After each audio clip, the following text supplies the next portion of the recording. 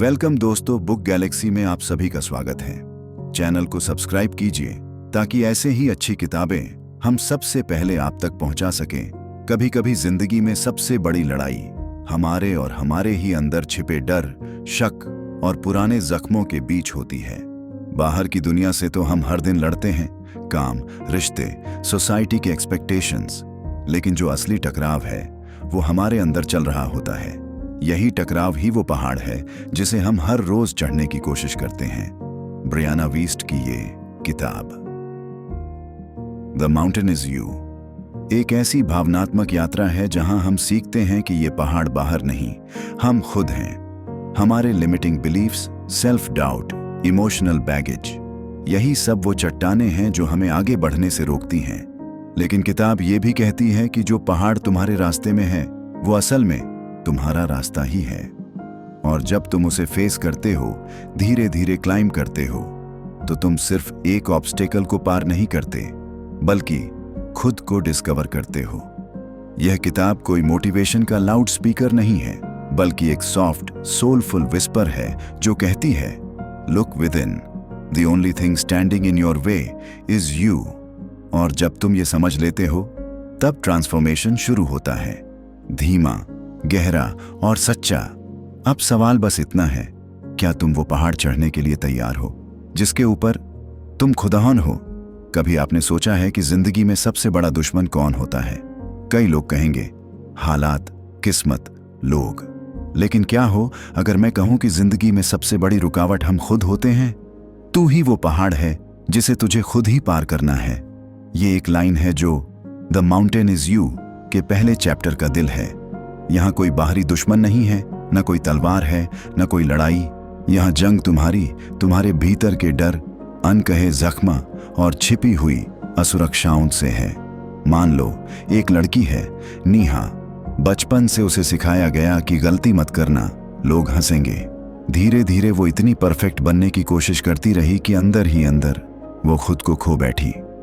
अब जब उसे कोई नया मौका मिलता है, वो कहती है, मुझसे नहीं होगा। लेकिन वो कौन कह रहा है? दुनिया नहीं, वो खुद। हम सबके अंदर एक नीहा है जो खुद को बार बार पीछे खींचती है, क्योंकि कहीं ना कहीं उसने मान लिया है कि वो काबिल नहीं है। यही है माउंटेन, जो बाहर नहीं, हमारे भीतर है। जब हम खुद से भागते हैं, तब हम असल में अपने डर से भाग रहे होते हैं। और ये डर कोई बुरी चीज नहीं है, ये बस एक अनसुनी कहानी है जो हम खुद को सालों से सुना रहे हैं। जैसे, अगर मैं कुछ अलग करूंगा तो लोग क्या कहेंगे? जरेनिया। अगर मैं फेल हो गया तो लॉग, शायद मैं इस काबिल ही नहीं हूं। और फिर हम छोटे छोटे बहाने बनाने लगते हैं। अभी सही वक्त नहीं है, थोड़ा और सीख लूं, फिर कभी ना कभी तो करूंगा। पर सच्चाई क्या है? हम खुद को सैबोटाज कर रहे होते हैं। कितनी बार ऐसा होता है कि जब सब कुछ हमारे हाथ में होता है, तभी हम चीजें बिगाड़ देते हैं। जैसे किसी एग्जाम के ठीक पहले बेमतलब सी फिल्म देख लेना, या इंपॉर्टेंट मीटिंग से पहले खुद को कन्विंस कर लेना कि मुझे फ्लू हो रहा है। ये सब सेल्फ सैबोटाज है। पर ब्रियाना वीस्ट कहती हैं, ये कमजोरी नहीं, ये एक रक्षा प्रक्रिया है। हमारा मन हमें चेंज से बचाने की कोशिश करता है क्योंकि उसे डर है, नई चीजों में दर्द है। पर सोचो, जब पहाड़ चढ़ते हैं तो क्या दर्द नहीं होता? सांसें नहीं फूलती, घुटने नहीं थकते। फिर भी हम चढ़ते हैं क्योंकि ऊपर जो व्यू मिलता है वो नीचे से नहीं दिखता। इसी तरह खुद के अंदर झांकने का डर भी दर्द देता है। पर जब हम उस दर्द से डरते नहीं बल्कि उसे समझते हैं, तो हमें दिखता है कि हम खुद अपने ही हीरो बन सकते हैं। कितना आयरॉनिक है ना? हम पूरी दुनिया बदलना चाहते हैं पर खुद को बदलने से डरते हैं। हम चाहते हैं कि लोग हमें समझें, पर खुद अपने दिल की आवाज सुनने से घबराते हैं। इस पहले चैप्टर में ब्रियाना हमें झकझोर कर कहती हैं, the mountain isn't in your way, the mountain is your way. मतलब वो डर, वो कमजोरियां, वो असफलताएं, इन्हीं को पार करना है। इन्हीं में तुम्हारा रास्ता है। तो अगली बार जब लगे कि जिंदगी थम गई है, तो रुको मत, खुद से पूछो, क्या मैं इस वक्त खुद से भाग रहा हूं? और अगर जवाब हाँ है, तो मुड़ो और उस पहाड़ की तरफ देखो, चढ़ाई शुरू करो। क्योंकि सबसे ऊंची चोटियों पर सिर्फ वही पहुंचते हैं जो अपने अंदर के पहाड़ से हार मानने को तैयार नहीं होते। कभी कभी हम अपनी ही जिंदगी के विलेन बन जाते हैं और हमें पता भी नहीं चलता। सोचो, कोई इंसान एक अच्छी जॉब चाहता है। उसने सीवी तैयार किया, स्किल्स सीखी, कॉन्फिडेंस भी बिल्ड किया, लेकिन जैसे ही इंटरव्यू का मेल आता है वो मेल खोलता ही नहीं। फिर वो खुद से कहता है शायद ये मेरे लिए नहीं था। पर सच्चाई ये है कि वो डर गया था, डर उस जिंदगी से जिसकी उसने दुआ मांगी थी। ब्रियाना वीस्ट हमें इस चैप्टर में बिल्कुल सीधा सीधा दिखाती है कि सेल्फ सैबोटाज कोई बुरी आदत नहीं, बल्कि हमारे अंदर की कॉन्फ्लिक्टेड डिजायर्स की एक कहानी है। जैसे एक तरफ तुम कहते हो मैं प्यार चाहता हूं, लेकिन दूसरी तरफ मन कहता है प्यार में तो लोग टूट जाते हैं। अब होता क्या है, कोई तुम्हें प्यार देता है लेकिन तुम उससे दूर भागने लगते हो। क्यों? क्योंकि प्यार तो चाहिए, पर साथ ही दिल टूटने का डर भी। The problem isn't that you don't know what you want, the problem is that you are afraid of what you want. एक लड़का है राहुल, उसे अपने छोटे शहर से बाहर निकलकर एक नई जिंदगी चाहिए। उसने सब कुछ प्लान कर लिया है, लेकिन जैसे ही उसे बाहर जाने का मौका मिलता है वो कहता है मम्मी नहीं मानेंगी, बजट टाइट है, अभी टाइम नहीं है। सुनने में ये एक्सक्यूजेस लगते हैं, लेकिन अंदर की सच्चाई, वो खुद को रोक रहा है क्योंकि उसे अपनी कामयाबी पर भरोसा नहीं है। उसे डर है कि अगर वो चला गया और असफल हो गया तो लोग क्या कहेंगे। सेल्फ सैबोटाज ऐसा ही होता है। ये वो इनविजिबल हाथ है जो हर बार तुम्हें खींच लेता है जब तुम उड़ाने लगते हो। पर ब्रियाना कहती हैं ये हाथ तुम्हारा ही है, और सबसे बड़ी बात यह है कि ये हाथ तुम्हें गिराने के लिए नहीं है, बल्कि तुम्हें प्रोटेक्ट करने के लिए है। हमारा सबकॉन्शियस माइंड एक पुराना लाइब्रेरियन है जो हर पुराना एक्सपीरियंस स्टोर करके बैठा है, और जैसे ही कोई नई स्थिति आती है जो उससे मैच नहीं करती, वो चिल्लाता है अलर्ट, अनसेफ टेरिटरी। तभी तुम खुद को गिरा लेते हो ताकि वो टेरिटरी में जाना ही न पड़े। अब सवाल ये है, इसका इलाज क्या है? ब्रियाना जवाब नहीं देती, वो तुम्हें सोचने पर मजबूर करती हैं। वो कहती हैं you are not a mess, you are a deeply feeling human being doing your best to protect your self, sometimes in the wrong ways. क्या तुमने कभी देखा है जब लोग बहुत सक्सेसफुल होने लगते हैं तो अचानक डिप्रेशन या ओवरथिंकिंग में चले जाते हैं? क्यों? क्योंकि वो कंफर्ट जोन से बाहर आ रहे होते हैं और उनका सबकॉन्शियस डर जाता है। वो कहता है ये सक्सेस नई है, तू इससे पहले कभी इतना खुश नहीं रहा, इसका मतलब इसका फॉल भी पेनफुल होगा। तो मन कहता है better destroy it before it destroys you. लेकिन अगर तुम इस पैटर्न को पहचान लो, अगर तुम उस लाइब्रेरियन से बात करना सीख जाओ, तो चीजें बदलने लगती हैं। हर बार जब तुम खुद को किसी अपॉर्चुनिटी से दूर जाते देखो तो रुक कर पूछो मैं खुद से डर रहा हूं या दुनिया से। इस चैप्टर में ब्रियाना एक बहुत प्यारी बात कहती है, sometimes self sabotage is just the child inside you trying to protect you from the pain you once felt. तो अगली बार जब तुम खुद को पीछे खींचते देखो तो गुस्सा मत करना, बस उस बच्चे को समझाओ अब मैं बड़ा हो गया हूं, अब मैं संभाल सकता हूं। क्योंकि जब तुम खुद से दोस्ती कर लेते हो तब सेल्फ सैबोटाज भी धीरे धीरे एक ओल्ड हैबिट बनकर फेड होने लगता है। अगर तुम्हें यह अंदाज पसंद आ रहा है तो मैं अगला चैप्टर भी इसी तरह सुना सकता हूं। बताओ क्या आगे बढ़ें? क्या तुमने कभी ऐसा महसूस किया है कि तुम किसी सिचुएशन में ओवर रिएक्ट कर गए हो और बाद में खुद से ही सवाल करने लगे हो, मैंने ऐसा क्यों किया? या फिर कोई तुम्हें प्यार से कुछ समझा रहा होता है लेकिन तुम उसे पर्सनल अटैक समझ लेते हो। अंदर कुछ जलने लगता है, एक बेचैनी, एक गुस्सा, और तुम खुद को रोक नहीं पाते। अब जरा रुक कर सोचो, क्या तुम्हें पता भी होता है कि तुम्हारे अंदर क्या चल रहा है?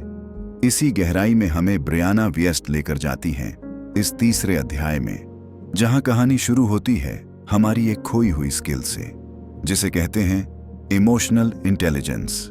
अब ये कोई किताब में पढ़ने वाली चीज नहीं है, ये वो कला है जिससे तुम खुद को समझते हो, और जब तुम खुद को समझते हो तभी तुम दूसरों को भी समझने लगते हो। मान लो एक लड़का है, नाम रख लो अर्जुन। वो बहुत एम्बिशियस है, मेहनती है, पर बहुत जल्दी नाराज हो जाता है। अगर कोई उसकी तारीफ न करे तो उसे लगता है लोग उसकी कद्र नहीं करते। कभी उसकी गर्लफ्रेंड थोड़ी सी लेट हो जाए तो वो चुप हो जाता है, बात नहीं करता, ना गुस्सा दिखाता है ना प्यार, सिर्फ एक दीवार बना लेता है। अब अर्जुन को लगता है मैं बस थोड़ा सेंसिटिव हूं, लेकिन सच ये है उसे अपने इमोशंस समझ ही नहीं आते। ब्रियाना इस चैप्टर में एक बहुत बड़ा आईना पकड़ाती है जो हमें दिखाता है कि हम अपने ही फीलिंग्स को अक्सर जज करते हैं, सप्रेस करते हैं या इग्नोर कर देते हैं।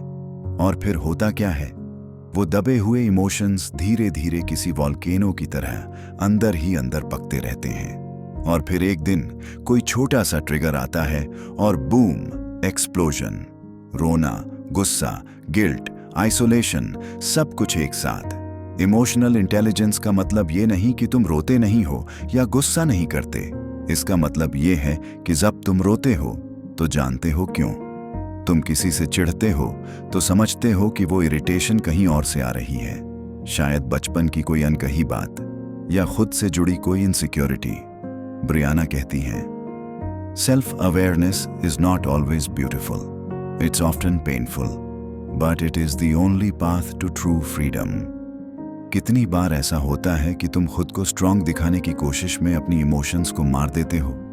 जैसे तुम्हें हर्ट हुआ पर तुम कहते हो मैं ठीक हूं, या किसी की बात बुरी लगी पर तुम मुस्कुरा कर कह देते हो नो वरीज ब्रो, पर अंदर अंदर तुम टूटते जाते हो। इमोशनल इंटेलिजेंस ये नहीं सिखाती कि तुम्हें रोबोट बनना है, ये सिखाती है कि अपने दिल की भाषा कैसे समझनी है। ब्रियाना इस अध्याय में एक बहुत प्यारी बात कहती हैं, your triggers are not your enemies, they are your guides, they are showing you where the wound still lives. मतलब अगर कोई चीज तुम्हें बार बार हर्ट करती है तो वो चीज नहीं, तुम्हारा कोई पुराना जख्म बोल रहा है। और जब तुम उस जख्म को सुनना सीखते हो तो हीलिंग शुरू होती है। सेल्फ अवेयरनेस तुम्हें ये ताकत देती है कि तुम अपने इमोशंस को ऑब्जर्व कर सको, जैसे कोई आउटसाइडर देख रहा हो। तब तुम अपने गुस्से को देखकर मुस्कुरा सकते हो और कह सकते हो तू आया है, चल बैठ, बात करते हैं। एक बार एक लड़की सिया ने अपने बारे में कहा, मुझे बहुत डर लगता है रिजेक्शन से, इसलिए मैं किसी से जुड़ती ही नहीं। उसने ये बात तब समझी जब उसने अपने इमोशंस को लिखना शुरू किया। हर बार जब कोई नया इंसान उसकी जिंदगी में आता, उसका एंग्जाइटी बढ़ जाता और उसे लगता मुझे ये फीलिंग क्यों हो रही है। वहीं से शुरू हुआ उसका इमोशनल अवेकनिंग। ब्रियाना ये नहीं कहती कि तुम्हें परफेक्ट बनना है, वो कहती हैं रियल बनो, अपने आंसुओं को समझो, अपने गुस्से से बात करो, अपनी खुशी को महसूस करो बिना गिल्ट के। क्योंकि जब तुम अपने इमोशंस के दोस्त बन जाते हो तब दुनिया तुम्हारे दुश्मन जैसी नहीं लगती। तो अगली बार जब तुम्हारा मन उदास हो या किसी बात पर बिना वजह गुस्सा आए तो खुद से पूछना मैं इस वक्त क्या महसूस कर रहा हूं और क्यों। हो सकता है जवाब तुरंत न मिले, पर जब मिलेगा वो तुम्हें आजाद कर देगा। कभी कभी लगता है ना जैसे हम आगे बढ़ना चाहते हैं पर कोई अदृश्य रस्सी हमें खींचकर पीछे ले आती है। तुम सुबह सुबह उठते हो, फ्रेश शुरुआत की कोशिश करते हो, तुम एफर्मेशंस बोलते हो, मैं मुक्त हूं, I am strong, I am ready. पर जैसे ही दिन थोड़ा आगे बढ़ता है, एक पुरानी याद, एक अधूरी बात या कोई भूली बिसरी गलती तुम्हें अंदर से खा जाती है। वो बीते हुए कल की परछाइयां आज के सूरज को ढक देती हैं। यही है इस अध्याय की कहानी। ब्रियाना विएस्ट हमें एक बहुत जरूरी सच्चाई से मिलवाती है कि हीलिंग का मतलब भूल जाना नहीं है। हीलिंग का मतलब है उस दर्द को महसूस करना जो हमने सालों से अवॉइड किया है, उस दर्द से दोस्ती करना और फिर उसे जाने देना। चलो एक कहानी सुनते हैं। रिया एक लड़की जो बाहर से बहुत खुश दिखती थी, कॉलेज की टॉपर, सुंदर, समझदार, सबकी पसंदीदा। पर हर रात जब वो अकेली होती थी उसकी आंखों में एक चेहरा उभर आता, उसके बचपन का वो इंसान जिसने उसका भरोसा तोड़ा था, उसने माफ कर दिया था, ऐसा वो खुद से कहती थी, पर असल में उसने बस वो मेमोरी दबा दी थी। ब्रियाना इस चैप्टर में कहती हैं कि you can't release what you haven't fully accepted. और रिया ने कभी उस जख्म को एक्सेप्ट ही नहीं किया था। हम सबकी जिंदगी में कोई ना कोई रिया है। हो सकता है वो जख्म कोई धोखा हो, कोई ब्रेकअप, किसी का रिजेक्शन या खुद से की गई कोई गलती। कभी कभी तो वो ट्रॉमा इतना सटल होता है कि हम उसे ट्रॉमा मानते ही नहीं। हम कहते हैं it's not a big deal, everyone goes through this. पर हमारा दिल वो सब कुछ याद रखता है। हीलिंग कोई इंस्टाग्राम कोट नहीं है। हीलिंग एक रॉ प्रोसेस है, एक पेनफुल सफर है। ब्रियाना लिखती हैं कि हीलिंग तब होती है जब हम उस बीते हुए दर्द को एक बार फिर से पूरी ईमानदारी से जीते हैं, बिना जजमेंट के, बिना खुद को ब्लेम किए। जैसे एक घाव होता है जिसे ईयर्स पहले पट्टी बांधकर छोड़ दिया गया हो, पर अंदर इन्फेक्शन होता गया। अब वो पट्टी खोलनी होगी, हवा लगानी होगी, दर्द होगा, पर तभी तो वो सूखेगा। कभी कभी हम सिर्फ इसलिए पीछे अटके होते हैं क्योंकि हमने खुद को अलाउ ही नहीं किया कि हम रो लें, चीख लें, उस इंसान को मिस कर लें जिसने हमें तोड़ा था। ब्रियाना कहती हैं, letting go is not forgetting, it's remembering without hurting. कितनी गहराई है इस एक वाक्य में। रिया जैसे बहुत से लोग होते हैं जो कहते हैं मैंने मूव ऑन कर लिया, पर जब भी कोई उस पुराने टॉपिक का नाम लेता है उनकी आंखें झुक जाती हैं, आवाज कांप जाती है। क्यों? क्योंकि वो मूव ऑन नहीं करते, बस फील करने से डरते हैं। पास्ट को रिलीज करना एक एक्टर की तरह नहीं होता जो स्टेज से चला गया और कहानी खत्म। पास्ट वो कहानी है जो हमारी पर्सनालिटी में बुनी होती है। तो कैसे छोड़ें? ब्रियाना एक नई बात कहती हैं। वो कहती हैं, रुक जाओ क्लोजर के लिए दूसरों से, गिव इट टू योरसेल्फ। क्योंकि बहुत बार हम उस इंसान से माफी का इंतजार करते रहते हैं जो कभी नहीं लौटेगा। हम चाहते हैं कि कोई आए, हमें वैलिडेट करे, कहे तुम्हारे साथ गलत हुआ। पर असली हीलिंग तब होती है जब हम खुद अपने अंदर से वो वैलिडेशन देना सीखें। एक दिन रिया ने एक छोटा सा रिचुअल किया। उसने एक चिट्ठी लिखी उस इंसान को जिसने उसे चोट दी थी। उसने लिखा सब कुछ, गुस्सा, दर्द, प्यार, उलझन, और फिर उस चिट्ठी को जला दिया। वो इंसान चिट्ठी कभी पढ़ेगा नहीं, पर रिया ने उसे खुद के लिए लिखा था, और उसी दिन उसने पहली बार हल्का महसूस किया। हीलिंग कोई डेस्टिनेशन नहीं है, ये रोज की प्रैक्टिस है। ब्रियाना कहती हैं, you don't heal to be perfect, you heal to be real. तो अगर तुम्हारे भी दिल में कोई अनकहा किस्सा है, कोई अधूरी याद जो बार बार तुम्हारे वर्तमान में आकर हलचल मचाती है, तो रुक जाओ, उसे सुनो, उसे समझो, और फिर धीरे धीरे उसे जाने दो। क्योंकि पहाड़ के उस पार जो जिंदगी है वो तुम्हारा इंतजार कर रही है। तुम्हें कभी ऐसा लगा है जैसे तुम अपनी ही जिंदगी में अजनबी बन गए हो? सुबह उठते हो, रूटीन फॉलो करते हो, लोगों से मिलते हो, मुस्कुराते हो, लेकिन अंदर कुछ खाली खाली सा लगता है, जैसे कोई इनविजिबल हॉलो है जो कह रहा हो ये सब तो ठीक है, पर तू कहाँ है? इसी चैप्टर में ब्रियाना वीस्ट हमें एक बहुत पर्सनल और बहुत गहरी यात्रा पर लेकर चलती है, अपने सच्चे रूप से जुड़ने की यात्रा। इमेजिन करो एक लड़की, नाम है अन्वी। अन्वी हमेशा से दूसरों को खुश करने वाली लड़की रही। उसने वो सब्जेक्ट चुना जो उसके पापा चाहते थे। वो वैसे कपड़े पहनती है जैसे उसकी फ्रेंड्स को पसंद हैं। उसने उस लड़के से शादी की जिससे उसके परिवार को कोई ऐतराज नहीं था। दुनिया उसे सक्सेसफुल कहती है, सेटल्ड, सॉर्टेड, संस्कारी। लेकिन जब रात को वो आईने में खुद को देखती है तो लगता है जैसे आईने में जो चेहरा है वो उसका है ही नहीं। वो सोचती है, मैं कौन हूं? ये जिंदगी जो मैं जी रही हूं, क्या ये सच में मेरी है? ब्रियाना इस चैप्टर में कहती हैं, you don't become yourself, you already are, you just forgot.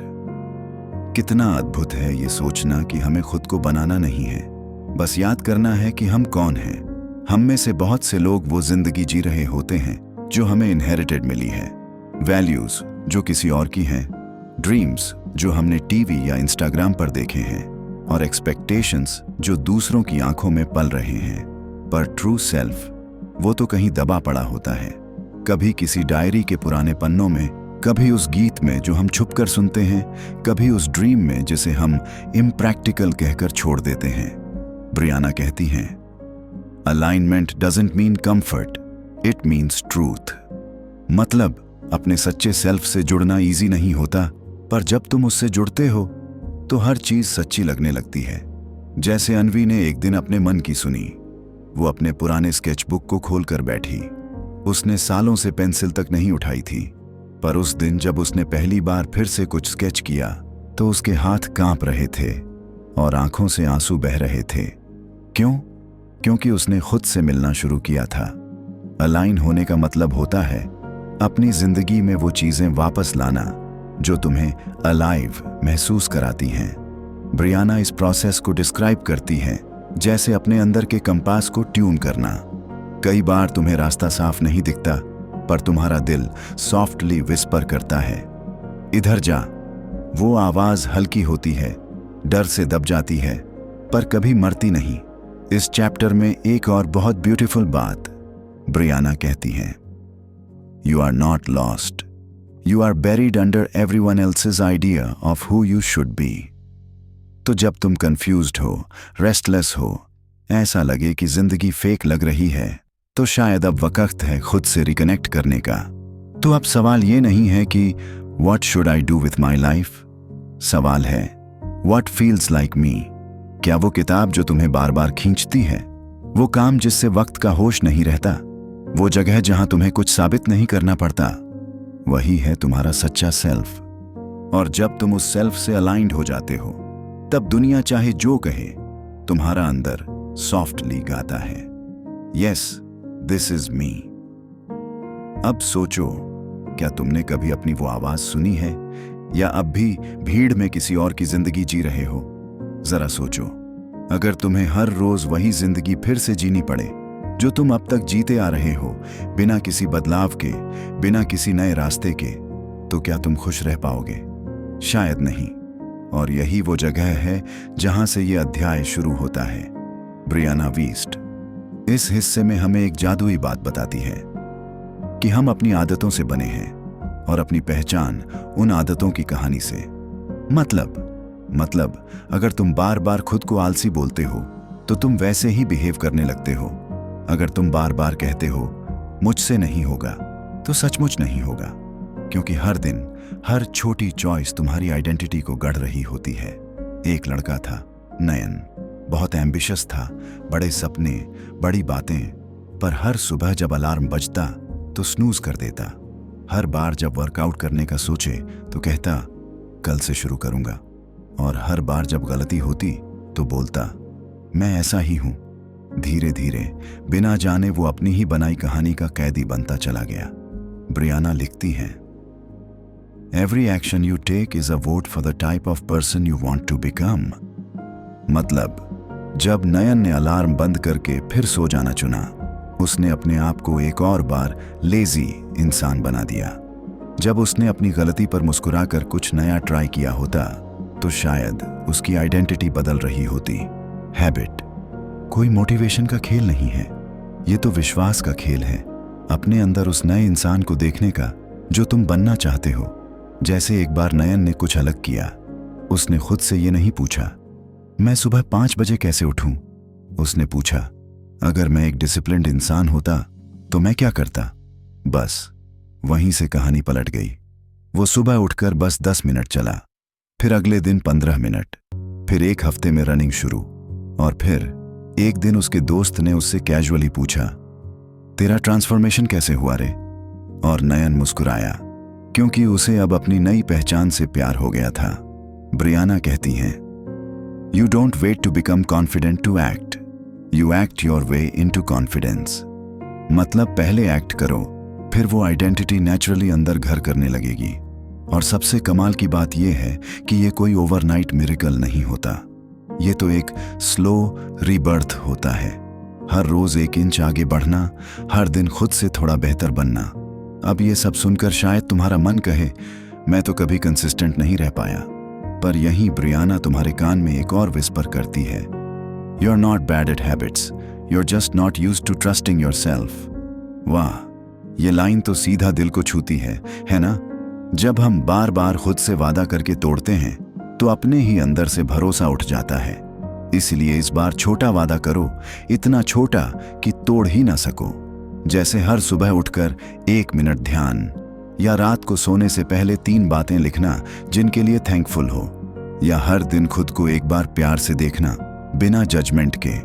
ये छोटी चीजें ही तोड़ती हैं वो पुरानी दीवारें और बनाती हैं एक नई आइडेंटिटी।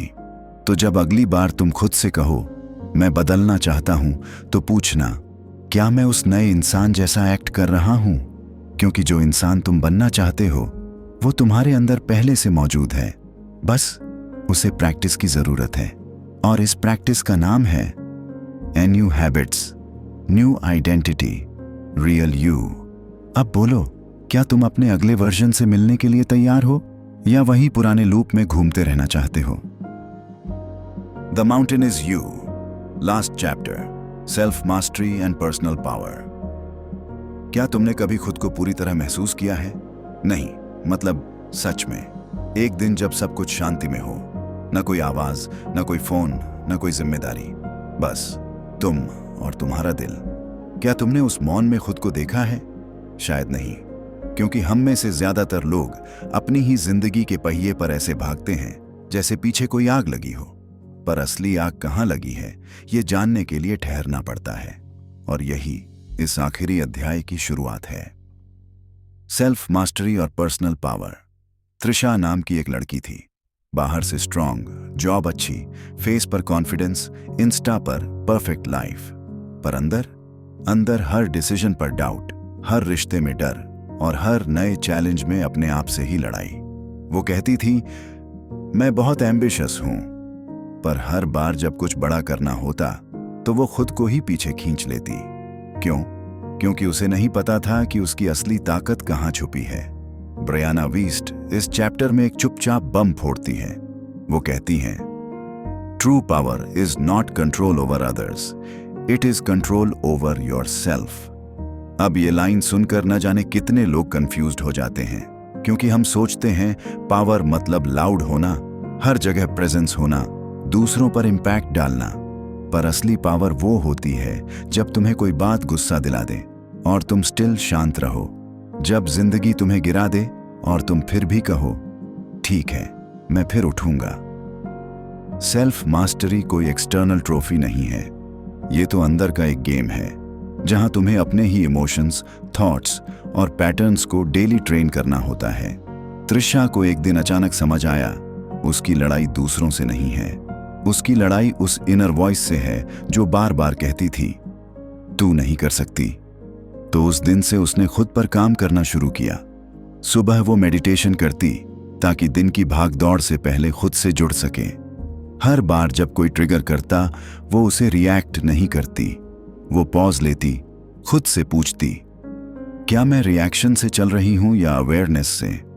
धीरे धीरे उसके अंदर एक नया पीस पैदा होने लगा, ऐसा पीस जो किसी सिचुएशन से नहीं हिलता। ब्रियाना कहती हैं mastery is not about perfection, it's about presence. मतलब ये नहीं कि तुम परफेक्ट बनो, बल्कि ये कि तुम हर मोमेंट में पूरे हो, ना गिल्ट में जियो ना फियर में, बस उस एक पल में जो तुम्हारे सामने है उसमें पूरी तरह मौजूद रहो। ये सुनना आसान है, पर प्रैक्टिस करना वो तो पूरी जिंदगी की तपस्या है। त्रिशा ने एक बार कहा था पहले मैं सोचती थी कि मुझे दुनिया बदलनी है, अब मैं समझ गई हूं जब मैं खुद को बदलूंगी मेरी दुनिया अपने आप बदल जाएगी। यही है पर्सनल पावर, वो पावर जो बाहर से नहीं भीतर से आती है। जब तुम्हें किसी की वैलिडेशन की जरूरत नहीं रहती, जब तुम अपनी एनर्जी को ड्रेन नहीं करते बल्कि डायरेक्ट करते हो, जब तुम हर दिन खुद से पूछते हो क्या मैं उस इंसान जैसा जी रहा हूं जो मैं बनना चाहता हूं। ब्रियाना अंत में एक आखिरी गिफ्ट देती हैं the mountain was never in the way, the mountain was you. मतलब जो भी तुम्हें रोक रहा था वो बाहर नहीं तुम्हारे अंदर था, और अब जब तुमने उसे फेस कर लिया, फील कर लिया और क्लाइम कर लिया, तो तुम अब वो इंसान नहीं रहे। अब तुम वो इंसान हो जिसने खुद को जान लिया है, अपने पैटर्न्स को हील किया है, अपने ट्रू सेल्फ से अलाइंड हो गया है और अब मास्टर बन गया है। तो अब जब तुम इस किताब का आखिरी पन्ना बंद करोगे तो याद रखना तुम कोई ब्रोकन इंसान नहीं हो, तुम एक इवॉल्विंग सोल हो जो हर दिन खुद को गढ़ रहा है, एक ऐसी छोटी की ओर बढ़ रहा है जो हमेशा तुम्हारे अंदर थी। अब बस एक सवाल बचता है, are you ready to stand at the top of the mountain and meet your self? अगर हाँ, तो तुम्हारी असली यात्रा अब शुरू हुई है। आपका दिल से धन्यवाद कि आपने इस किताब का सफर मेरे साथ शेयर किया। अगर आपको ये कहानी पसंद आई हो तो कृपया सब्सक्राइब जरूर करें, ताकि हम साथ में और भी ऐसे जिंदगी बदलने वाले सफर तय कर सकें। नीचे कमेंट में हमें जरूर बताइए कि अगली किताब कौन सी होनी चाहिए, और आपको कौन सा थॉट सबसे अच्छा लगा, कौन सी बुक है जिसने आपके दिल को छुआ है या जिसे आप दूसरों तक पहुंचता देखना चाहते हैं। आपका सुझाव ही हमारी अगली कहानी की शुरुआत होगा।